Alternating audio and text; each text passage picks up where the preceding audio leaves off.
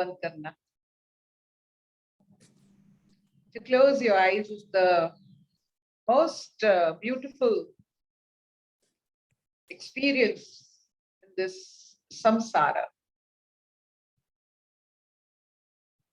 ये आपके ऊपर निर्भर करता है. To open your eyes, you close your eyes. आंख बंद करना, आंख खोलना आपके ऊपर निर्भर करता है.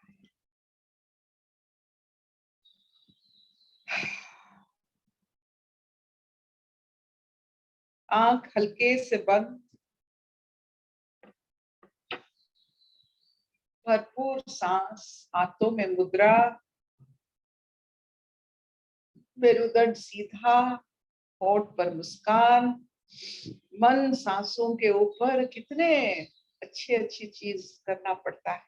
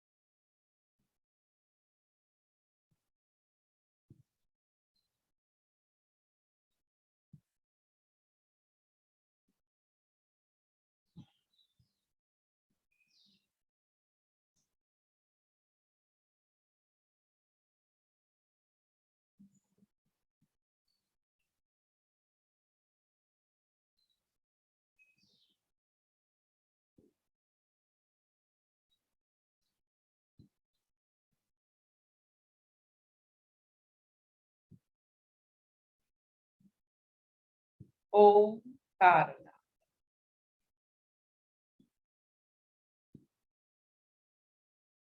ओम.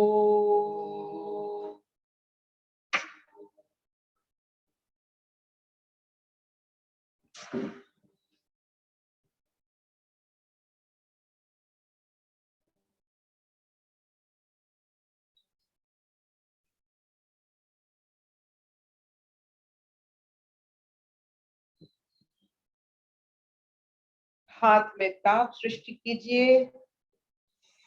अपने शरीर को बड़ा आनंद पूर्वक छू के उसका शुक्रिया अदा कीजिए. Be very grateful to this body. शरीर माध्यम धर्म साधनम. हर धर्म हम इस शरीर को शरीर की वजह से निभाएंगे, तो थोड़ा उसका ख्याल रखिए.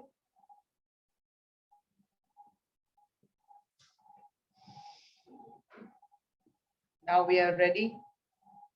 स्वागता जी को सुनने के लिए योग वशिष्ठ की जो इतने अनमोल कथाएं हैं, उस सब पीढ़ी को सुनना चाहिए. हर पीढ़ी, ताकि आत्म भाव सब में जागृत. आत्म भाव में रहने वाले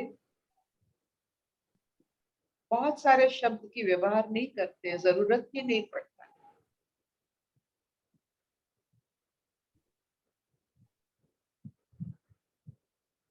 एक समाज अगर पूरा आत्म भाव में रहता है, शब्दों का टक्कर नहीं होता है, शब्दों का उलझन ना होता है, ना मन इतना चंचल रहता है, ना मन का कोई जो वजूद रहता है.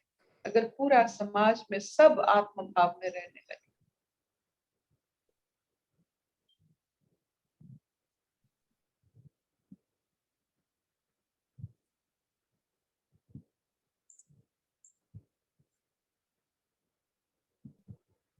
स्वागत जी, आज की कथा जरूर सुनाइएगा. हरिओम अर्पिता. आज की कथा है काकभूषुंड की कथा. काकभूषुंडी की कथा. हाँ, ये बहुत ही पुराना और बहुत ही जाना पहचाना नाम है काकभूषुंडी, तो जरूर पढ़िए. संसार से मुक्त होने का उपाय का नाम योग है. वे दो प्रकार का है. एक चित्तोपशम और दूसरा प्राण निरोध। प्राण निरोध द्वारा चित्त का निरोध हो जाता है और चित्त के शांत होने पर प्राण का निरोध हो जाता है। चित्तोपशम होने पर आत्मानुभव का उदय हो जाता है। कुछ लोग प्राण निरोध के मार्ग पर चलकर आत्मानुभव प्राप्त करते हैं और कुछ मनोनिरोध के मार्ग पर। पहले साधकों को योगी और दूसरे को ज्ञानी कहते हैं। योगियों का वर्णन करते हुए वशिष्ठ जी ने रामचंद्र जी को महायोगी काकभूषुंड जी की कथा सुनाई, जो इस प्रकार है। वशिष्ठ जी ने कहा, एक समय मैं सूक्ष्म शरीर द्वारा इंद्र की सभा में गया।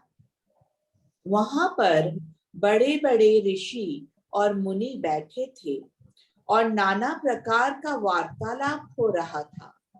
होते होते चिरंजीवी पुरुषों का वृत्तांत छिड़ गया। शतातप नाम का मुनि ने कहा, संसार में सबसे अधिक चिरंजीवी काकभूषुंड मुनि है। सबने उत्सुकता से पूछा, वे कौन है और कहाँ रहते हैं? शतातप मुनि बोले, सुमेरु पर्वत के पद्मराग नाम वाली कंदरा के शिखर पर एक कल्प वृक्ष है। उस वृक्ष की दक्षिण दिशा की डाल पर बहुत से पक्षी रहते हैं। उन पक्षियों में एक महा श्रीमान कौवा रहता है। उसका नाम भूषुंड है। वे बीतराग और महाबुद्धिमान है। जितने काल से वो जीवित है, उतने काल से कोई भी जीवित नहीं है। वह शांत और जीवन मुक्त है। उसके साथ बातचीत करने से परम आनंद का अनुभव होता है और चित्त शांत हो जाता है। ये बात सुनकर मेरे यानी कि वशिष्ठ के चित्त में काकभूषुंड के दर्शन करने की महती उत्कंठा हुई। इंद्र सभा से उठकर मैं सीधा सुमेरु पर्वत की ओर चल दिया। सुमेरु पहाड़ की पद्मरागनी कंदरा के शिखर पर पहुंचते ही मुझे कल्प वृक्ष दिखाई पड़ा। उस महासुंदर और सब ऋतुओं के फल फूल युक्त वृक्ष के ऊपर नाना प्रकार के पंछी बैठे आनंद के राग आलाप रहे थे। आगे बढ़कर मैंने देखा कि उस वृक्ष के एक टहने पर अनेक कौवे बैठे हैं। वे सबके सब अचल और शांत भाव से बैठे थे और उनके मध्य में एक महाश्रीमान और कीर्तिमान ऊंची गर्दन किए हुए कौवा विराजमान था, जो जगत में सब जीवों से अधिक चिरंजीवी है, जिसने अनेक कल्प देखे हैं और जो सदा ही आत्म भाव में स्थित रहता है। मैं आकाश से नीचे उतरा। मुझे देखते ही सब कौवे में खलबली मच गई। यद्यपि काकभूषुंड जी ने मुझे कभी नहीं देखा था, तो भी वे अपने आप ही अपनी सर्वज्ञता के कारण समझ गए कि मैं वशिष्ठ हूँ और कुतूहलवश उनके दर्शन करने आया हूँ। उन्होंने उठकर मुझे प्रणाम किया और मेरा स्वागत किया। संकल्प द्वारा उन्होंने हाथों की रचना करके वृक्ष के पत्र तोड़कर मेरे लिए आसन बनाकर मुझसे बैठने की प्रार्थना की। यद्यपि वे सब कुछ समझ गए थे और जानते थे कि मैं किस निमित्त वहां पर गया था, तो भी मुझसे बोले, हे भगवान, आपने हम सबको दर्शन देकर कृतार्थ किया। आप कृपा करके आज्ञा दीजिए कि हम क्या सेवा करें। मैंने कहा कि इंद्र की सभा में चिरंजीवियों का वृत्तांत चलने पर मैंने सुना था कि आप सबसे अधिक चिरंजीवी हैं, इसलिए आप कृपया अपने जीवन का वृत्तांत सुनाइए।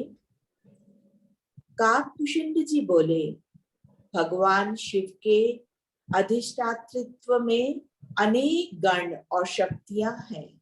उनके अनेक नाम और रूप हैं। उन शक्तियों में से एक का नाम अलम्बुसा है। उसका वाहन चंड नामक काक है और शक्तियों की वाहन हंसनियां हैं। एक समय जब शक्तियों ने मिलकर उत्सव मनाया, उनके वाहनों ने भी उत्सव मनाया और मत्त होकर नाच और गाना किया। नाना प्रकार की क्रीड़ा करते करते यहाँ तक हुआ कि वे सब हंसनियों चंड काक द्वारा, जो कि अलम्बुसा का वाहन था, गर्भवती हो गई। मेरी माता ब्रह्मी शक्ति का वाहन थी। जब शक्तियों को ये पता चला कि उनकी वाहन हंसनियां गर्भवती हो गई हैं, तो उन्होंने उनको कुछ दिन के लिए छुट्टी दे दी और अपने आप समाधि में स्थित हो गई। समय आने पर प्रत्येक हंसनी ने 3-3 अंडे दिए। जब उनमें से बच्चे निकले तो हमारे पिता चंड हम सबको लेकर ब्राह्मी शक्ति के पास गए और उससे हमको आशीर्वाद दिलाया। उसने हमको आशीर्वाद दिया कि हम लोग कभी भी संसार के चक्र में नहीं पड़ेंगे, सदा आत्मभाव में स्थित रहकर जीवन मुक्त रहेंगे, कभी भी अज्ञान के वश में नहीं होंगे। ये कहकर उस देवी ने हमको इस कल्प वृक्ष पर एकांतवास करने की सलाह दी। हम लोग यहाँ आकर वास करने लगे। वहां पर हम लोग बहुत काल तक वास करते रहे। मेरे और सब भाई अपने संकल्प के कारण विदेह मुक्तता को प्राप्त हो गए। मैं ही अकेला अभी तक जीवित हूँ। मुझे यहाँ पर रहते रहते अनेक कल्प बीत गए। समय समय पर प्रलय आता है और फिर सृष्टि की रचना होने लगती है। प्रलय के समय मैं अपना यहाँ घोंसला छोड़कर धारणा द्वारा अति सूक्ष्म बन जाता हूँ। प्रलय काल में जबकि 12 सूर्य तपकर भूमंडल को जलाने लगते हैं, मैं पानी की धारणा करके ऊपर आकाश में चला जाता हूँ। जब बहुत जोर की आंधी चलती है और वृष्टि होती है, तो मैं अग्नि की धारणा करके आकाश में स्थित रहता हूँ। जबकि सारी पृथ्वी जलमय हो जाती है, तो मैं वायु की धारणा करके जल के ऊपर तैरता हूँ। सब सारा ब्रह्मांड लय हो जाता है, तो मैं सुषुप्ति अवस्था में ब्रह्म में प्रवेश कर जाता हूँ और ब्रह्मांड की पुनः सृष्टि तक मैं उसी अवस्था में रहता हूँ। सृष्टि हो जाने पर मैं फिर अपने इसी घोंसले में आकर वास करने लगता हूँ। मेरे संकल्प के कारण ये कल्प वृक्ष प्रत्येक सृष्टि में उदय हो जाता है। वशिष्ठ जी ने बड़ी उत्सुकता से पूछा, आपने इतने बड़े जीवन में क्या क्या देखा? भूषुंड जी बोले, मैंने अनेक आश्चर्य देखे हैं। उनमें से कुछ आपको सुनाता हूँ। एक समय पृथ्वी पर तृण और वृक्ष ही थे और कुछ न था। एक समय 11,000 वर्ष तक पृथ्वी पर भस्म के सिवाय कुछ न था। वृक्ष और तृण सब जल गए थे। एक समय ऐसी सृष्टि हुई कि जिसमें सूर्य और चंद्रमा आदि प्रकाश ग्रह नहीं उपजे थे। केवल सुमेरु पर्वत पर स्थित कुछ रत्नों द्वारा ही प्रकाश होता था। उस समय दिन रात की गति कुछ नहीं जान पड़ती थी। एक समय ऐसा हुआ कि देवताओं और दैत्यों का युद्ध होकर दैत्य लोगों की विजय हुई और केवल ब्रह्मा, विष्णु और शिव को छोड़कर सब देवता उनके अधीन हो गए और सारे संसार में 20 युग तक दैत्यों का ही अचल राज्य रहा। एक बार 2 युग तक पृथ्वी पर वृक्षों के सिवाय कुछ ना था। एक समय कई युगों तक पृथ्वी पर पर्वतों के सिवाय कुछ ना था। एक बार सारे पृथ्वी मंडल पर जल के सिवाय कुछ नहीं था। महामेरु ही जल में खंभे की नाई स्थित था। एक बार विंध्याचल पर्वत इतना बड़ा कि सब पर्वतों से बड़ा हो गया और पृथ्वी मंडल को दबाने लगा। एक समय सृष्टि में न मनुष्य थे और न देवता आदि। एक समय सृष्टि में ब्राह्मणों को आचरण खराब हो गए। ब्राह्मणों के आचरण खराब हो गए थे। वे मद्यपान और दुराचार करते थे और शूद्र लोग राज्य करते थे। सूर्य, चंद्रमा, नक्षत्र, इंद्र, उपेंद्र और लोकपाल मेरे सामने ही अनेक बार नष्ट हुए और उत्पन्न हुए। मैंने भगवान का हिरण्यकशिपु को मारना और देवताओं और दैत्यों द्वारा समुद्र का मंथन अपनी आंखों से देखा है। मैंने ऐसी सृष्टियां देखी हैं जिनमें विष्णु का वाहन गरुड़, शिव का वाहन बैल और ब्रह्मा का वाहन हंस नहीं था। जब सृष्टि उत्पन्न हुई तो हे वशिष्ठ, आप, भरद्वाज, पुलस्त्य आदि ऋषि उपजे। फिर सुमेरु आदि पर्वत उपजे। आपके 8 जन्म मुझे याद हैं। कभी आप आकाश से उपजे, कभी जल से, कभी अग्नि से, कभी पवन से। 12 बार मैंने समुद्र मंथन देखा है। 3 बार हिरण्यकशिपु का पृथ्वी को पाताल में ले जाना देखा। 6 बार परशुराम का जन्म देखा। मैंने ऐसे ऐसे समय देखे हैं कि जबकि वेद और पुराणों के अर्थ दूसरी ही तरह लगाए जाते थे। प्रत्येक काल के उपास्य देवता और शास्त्र प्रवर्तक भिन्न भिन्न रूप के देखे। मुझे मालूम है कि वाल्मीकि जी ने 12 बार रामायण की रचना की है। व्यास जी ने मेरे सामने ही 7 बार अवतार लिया और कई बार महाभारत की रचना की। मैंने विष्णु भगवान को भक्तों की रक्षा के हेतु अनेक बार अवतार लेते देखा है। मुझे 11 बार रामचंद्र रूप से उनका अवतार लेना और 13 बार कृष्ण रूप से भली भांति याद है। 100 बार मैंने सामने कलयुग में बुद्ध भगवान का अवतार हुआ है। मेरे आंखों के सामने ही 2 बार दक्ष प्रजापति का यज्ञ भंग हुआ है। इस प्रकार की अनेक घटनाएं मैंने देखी हैं। उनका मैं आपसे कहां तक वर्णन करूं। सृष्टि अनेक बार मेरे सामने रची गई और लय हो गई। कभी और प्रकाश की सृष्टि होती है, कभी इसी प्रकार की जैसे कि अब है, कभी इसके सदृश और कुछ भिन्न रूप की होती है।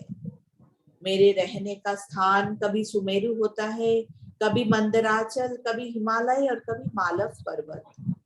किसी किसी सृष्टि में युगों के नियम का भंग हो जाता है। कलियुग में सतयुग और सतयुग में कलियुग वर्तन लगता है। नाना सृष्टियों में देश, काल, क्रिया, प्रजा, शास्त्र, राज्य और धर्म नाना प्रकार के ही देखने में आते हैं। एक समय ऐसा हुआ कि ब्रह्मा अपनी आयु के 2 दिन पर्यंत समाधि में रहे और 2 कल्प तक सृष्टि की रचना ही नहीं हुई। वशिष्ठ जी को इस कथा को सुनकर बड़ा आनंद हुआ। बहुत देर तक फिर काकभूषण जी से उनका ज्ञान और योग संबंधी वार्तालाप हुआ, जिसका वर्णन आगे सिद्धांत खंड में किया जाएगा। आज की कथा यही समाप्त होती है। हरिओम। स्वागत है जी। ये तो मन को क्या, ये पूरा हमारे सोच को बदलने वाला ये कथा कि चिरंजीवी होने से भी आप आत्ममुक्त, ये जो जीवन मुक्त हो सकते हो। इतने सारे बदलाव देखने के बाद जीवन मुक्त होना ही पड़ता है। तो जो बहुत साल जीवित रहते हैं वो चाहते ना चाहते हुए भी जीवन मुक्ति का, उनको बहुत जल्दी जीवन मुक्ति का इच्छा होता है। ये जो प्राणी जो होता है उसका अगर आयु नहीं रहता है तो वो चंचलपन छोड़ने के लिए जितना समय चाहिए होता है वो चिरंजीवी अवस्था में आता है। तो इसीलिए हमें आशीर्वाद मिलता है तो चिरंजीवी बन जाए ताकि तुम जीवन मुक्त हो सको। बचपना बचपना होता है, सब हमारा आयु के हिसाब से हमारा मैच्योरेशन होता है। चिरंजीवी होने से, समय संसार में काटने से, बार बार एक ही जैसा अनुभव करने से मन में जरूर पैदा होता है क्यों ना इससे मुक्त हो जाए। चिरंजीवी का आशीर्वाद जिनको मिलता है इसका मतलब होता है तो जीवन मुक्त हो जाए। आप ये जो काकभूषुंडी हमने बचपन में ये बहुत दिनों के बाद ये सुन रहे हैं, ये जो काकभूषुंडी की कथा है उसे पता चलता है कि जिनका आयु है वो चाहे ना चाहे वो जीवन मुक्त जरूर हो। इसीलिए बुजुर्गों को, चाहे वो ज्ञानी हो या धनी हो ना हो, गरीब हो, अगर बुजुर्ग है तो वो जरूर अनुभवी है और जीवन मुक्त भी है।